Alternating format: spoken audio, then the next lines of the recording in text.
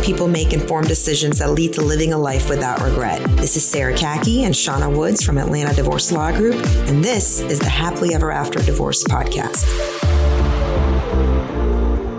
Hey everyone, welcome back to the Happily Ever After Divorce podcast. Sara here, and I am joined by our managing partner, Shawna Woods. Hey Shawna. Good morning. Okay, so today we wanted to discuss this, talking to your children about world events, what's going on in the news, and the ups and downs of what is on the forefront of conversation out and about, and really how much of that should we engage with our children. Right now, we are in April of 2022 as this is being recorded, and the relevant news today is somewhat the Ukraine-Russia situation. And I know that my children have asked questions to me about, oh my gosh, is there going to be World War III? Is America going to have a cybersecurity attack from Russia?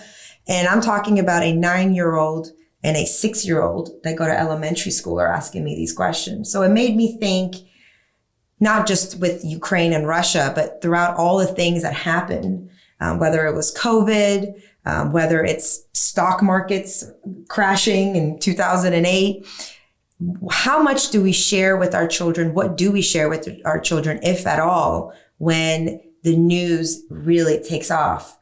Shawna, what are your initial thoughts on this? You know, I was very close with my daughter, obviously growing up. It was just her and I. And so there's a lot of times where you have to kind of think, am I oversharing, with my child? But really, especially when they're as young as yours, you really want to have them lead the conversation, have them ask you their particular questions and not really go beyond their questions, right? Because they're going to get an answer and then they're going to want to stop and kind of start thinking about it. And I was thinking of that, you've got two different age groups that are pretty significant. Mm-hmm. You've got a 6-year-old where they're still trying to figure out the difference between fantasy and reality, right? You take them to Disneyland, they're like, Mickey's real, right? Yeah. And they're super excited, where that 9-year-old's like, I'm excited, but Mickey ain't real. I'll play along. Yeah. And so the difference between explaining something to a 9-year-old and explaining something to a 6-year-old can be really significant. For sure. Yeah. And so what I love what you're saying is that letting them ask their questions is letting them lead the dialogue through their curiosity. Because to your point, the 6-year-old's question is going to be from her world as a 6-year-old. Right. And the 9-year-old's question is going to be from his world as a 9-year-old. And sometimes you can have a joint conversation, but sometimes the things you can share with a 9-year-old, you may not be able to share with a 6-year-old, or the 6-year-old just needs a few more things to just feel safe. And I think that's the biggest point, right? How, to me, my objective when I have these conversations is first make them feel safe. As adults, we need to feel that sometimes when we watch 60 Minutes or 2020 or any of this news, that everything feels so unsafe. I come from a background where I've never lived, outside of living in America since 96, before that, I've never lived in a world where right around the corner or 2 countries to the side of you, there's not a war going on, whether that was in Europe or in the Middle East. So my comfort level with conflict going on in the world is a higher tolerance level than my children. When I was in first grade, war broke out in Eastern Europe, in former Yugoslavia. And our teacher sat us down and made a circle and started telling us about what's going on in Yugoslavia, and told us that, this is we're going to see probably more people coming here from that part of the world. And this is what they're going through, and having us ask the questions and lead the conversation through our level of curiosity at the time. And I think she even let us feel the sadness about it. She didn't try to cover that up. She let us feel the worry about it. She didn't let us cover that up, but bringing some facts to it, bringing some information to it, giving us a background to it really did make us feel more safe. But I think the other important part is kids are much more mature to have these conversations than we give them credit to. I mean, I know you can speak to that because your daughter was sort of like Super precocious. She was part of raising herself, right? Yeah, it absolutely was. And very much my old soul, as a lot of people will say when they have children like mine. And it really is. I always did start with, well, what do you think? Right? Let me understand where you're coming from and what you're asking, because you hit on it. What are their fears, or what is it they're trying to get at? Why is it they want to know this information? Is it because it's so prevalent out there and they're asking you, for direction? Or is it, I have a fear, is this going to happen here? Right. Right. And so you really have to get at what is it they're going for? And then there does come a time, I really do think that it's time to turn off the news. Absolutely. Absolutely. And I think it's time to say, okay, we've heard enough about this today, and we're going to go and do something that's going to be a little lighthearted. Yeah. Right. And get them away from that fear and anxiety, because we all do feel it. Right. Right. And we know if we're feeling it, they're feeling it. And so I think that's a big part of it, is saying, yes, we acknowledge this is going on in this world. Here's how we address our fears. Right. I'm not going to shy away from the fact that this is happening. But here's how we address our fears. And I know we're talking about, war and what's going on in the Ukraine right now. But, when children talk about world events, we're talking about things that go on here too. Yeah. Right? School shootings, right? Which are obviously more prevalent in the United States. They want to know, how are we addressing it? What's their me? Like, how does this affect me?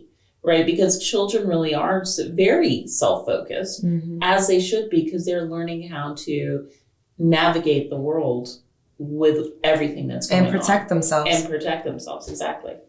It's actually really interesting you say things that are even happening here, because this happened to us also in the summer of 2020 when we had the Black Lives Movement. And there was so much on the news about that. And I felt that, okay, kids need to have that conversation. And I even spoke to somebody that was a specialist in speaking to children about racism. So I was like, how do I explain to my children racism, right? And especially a 6 and 9-year-old, you're so concerned that if they did not think anything of their friend that's Black or their friend that's of Asian descent, they didn't think anything of it. I wanted to be so careful to engage the dialogue in a way that they could become aware that there is such a thing as racism, and this thing does exist and we need to be aware of it. But how do I not harm your beautiful mind that is not understanding why should there even be a difference, right? Without harming that innocence. But I think the key to this is you want to drive this narrative. What I don't want to happen is my child, and this did already happen to me, my child coming home and being so scared that World War III is going to happen. Or my child coming home and because my oldest child does look biracial, I don't want him to have to come home and hear something ugly be said to him and him not even understanding how to compartmentalize that. And I'm lucky if they'll bring it up to me, right? That's the point that I think we need to realize, is that we are lucky. By the time he's come to me and said, World War III has happened, I'm lucky I'm even hearing this, because so much of these fears or so much of these interactions as parents, we may never even hear about them. They may happen in school and the child just internalizes that. I did a lot of that myself growing up, looking and feeling different. My parents never heard about that. I never shared with them those feelings or those concerns or the anxiety of being so different. So when I catch my children say something, and my advice is, and this is limited to my experience, is jump on that and do something with it. Absolutely. And I think the easiest way I always found was car rides. Right? Yes.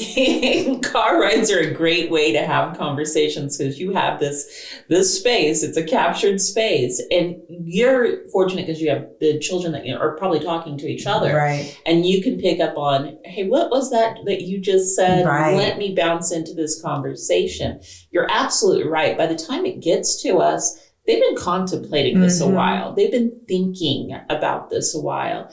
And it's really important that we don't light fuel to a fire and add fear to them. Right. But we address it in a very, well, yes, this is how it happens. What are your thoughts about it? What are your fears about it? Then let's go from there. Right. And I think as the kids, because obviously my daughter's grown now. So I've had kind of how do I talk to her, when she's young? And then as she got older into teenagehood, obviously these conversations changed, right? As she matured. But I think it's really important because in our society today, we all have access to instant news on our phones constantly. And kids get phones pretty easy and early, right? 10, 11-year-olds now, are getting iPhones. I think it's important to talk to them about when you read something, do you see this as how they're inflaming it so you are fearful? Let's talk about what the reality is versus how it's presented to you. Right. And I think it's really important, not necessarily that they shy away from what those things are saying, but they have the tools to analyze, is this real or is this not real? And I think that the important part of having them drive this conversation is what you said earlier of not letting them get unnecessary fear, because if we are the ones driving the conversation and we are the ones that's just projecting what we believe onto them, we could be creating basically transferring our own fear over to them. Oh, absolutely. And I think when we ask them questions, what do you think about this? How do you feel about this? What do you think would be a proper response to this? Not only are we tapping into their imagination, but asking them to do some critical thinking. But I think if we really, really listen, we can engage our child's maturity level to hear more and learn more and to study it a little bit more. And my son, my 9-year-old, has challenged me multiple times where I'm like, okay, he's actually way ahead on this than I thought. He's much more advanced on this than I thought he is. And I'm keeping this conversation way below his grade. And he's going to go get that knowledge elsewhere. If I'm not satisfying that thirst. And if I'm not capable to do that, then I need to work with him. And together we need to go get these answers. You just brought up something that I think is so important as a parent and overall in general, being able to say, I don't know the answer to that question. Yes. Right? Let's go figure that out. Let's go find out what we can do to figure out what the answer to your question is. Absolutely. Because I think that humility is so important for development. We all want our children to be some sort of leaders in their environment, right? We don't want a situation where your child is a follower to everything. Right. It's important to be able to support and follow others, but to be able to lead your own mind of where do I follow, where do I lead? And I think what you're saying is exactly that humility of I actually don't have the answer is a first step in knowing, okay, this is where I can go and discover more. And I don't have to have all the answers. I don't have to fake it till I make it. I think that's an important leadership lesson for our children to be able to lead their own minds. I also think that giving your children a healthy doubt over everything they hear around them is so important. The teachers are put on a pedestal. Anything coming from an adult is put on a pedestal. And giving them some healthy doubt to say, everybody's giving, like sort of what you said, what you're reading in the news that's inflamed, everybody's giving you information from their perspective. Your teachers are coming from a place of wanting to teach you. Most adults are coming from a place of wanting to help you grow.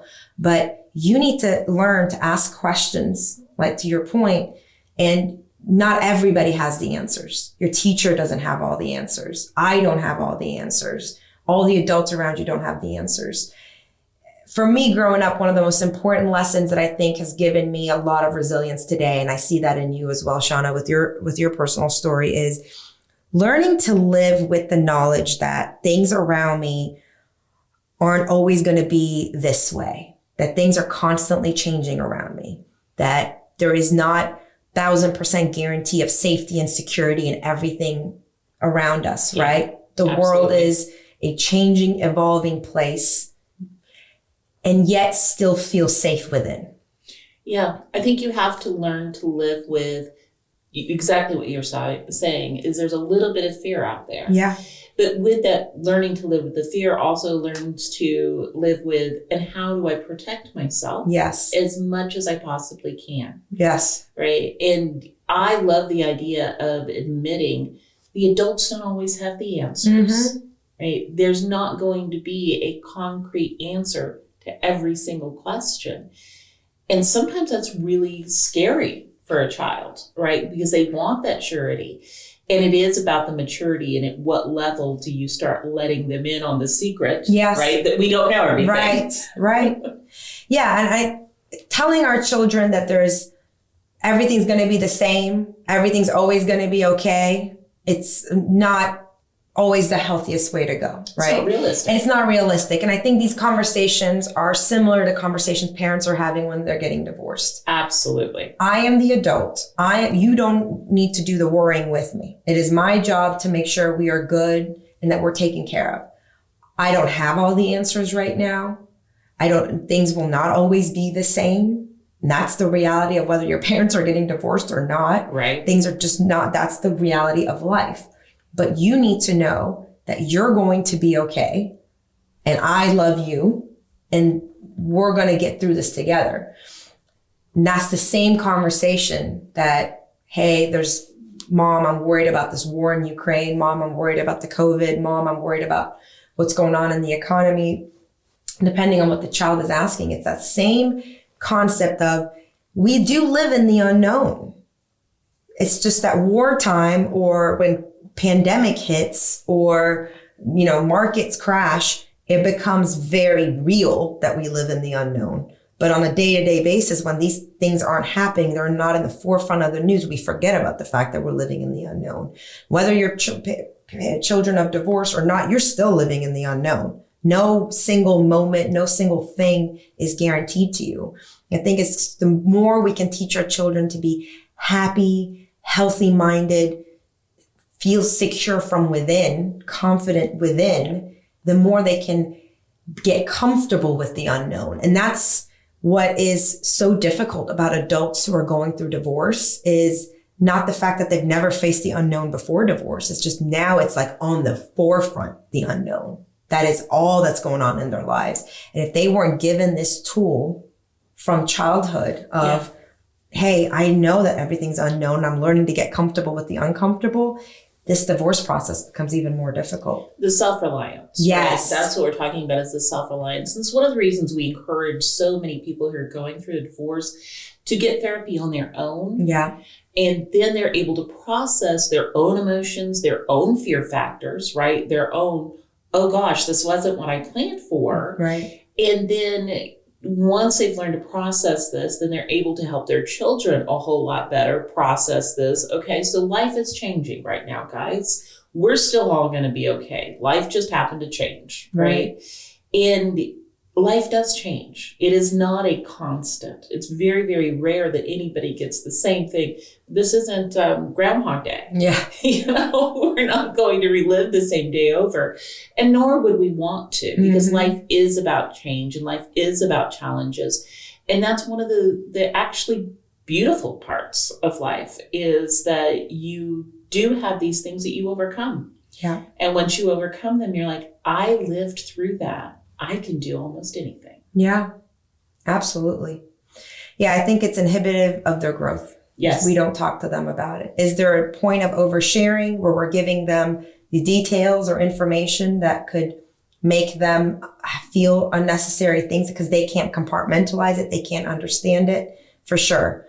But to Shawna's point, if you lead the dialogue with their questions, you can keep it at their capacity level, their maturity level. Absolutely.